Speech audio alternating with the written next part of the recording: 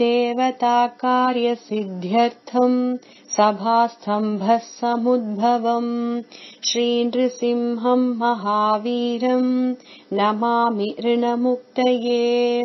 देवताकार्यसिद्ध्यर्थं सभास्तम्भः समुद्भवम् श्रीनृसिंहं महावीरं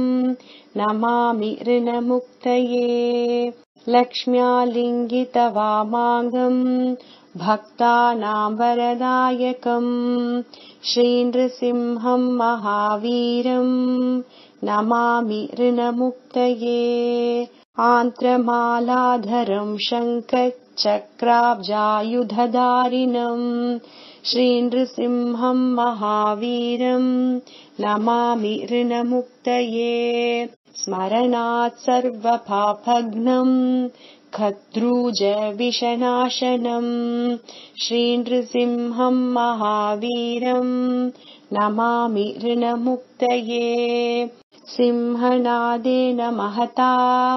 दिग्दन्ति भयनाशनं श्रीनृसिंहं महावीरं नमामि ऋणमुक्तये प्रह्लादवरदं श्रीशं दैत्येश्वरविदारणं श्रीनृसिंहं महावीरं नमामि ऋणमुक्तये क्रूरग्रहैः पीडितानां भक्तानाम् अभयप्रदं श्रीनृसिंहं महावीरं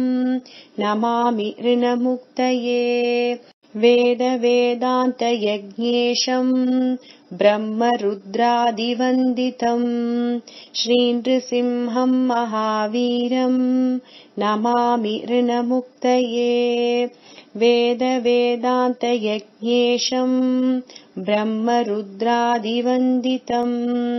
श्रीनृसिंहं महावीरं नमामि ऋणमुक्तये यैदं पठते नित्यं ऋणमोचनसंहितम् अनृणी जायते सद्यो धनं शीघ्रमवाप्नुयात्।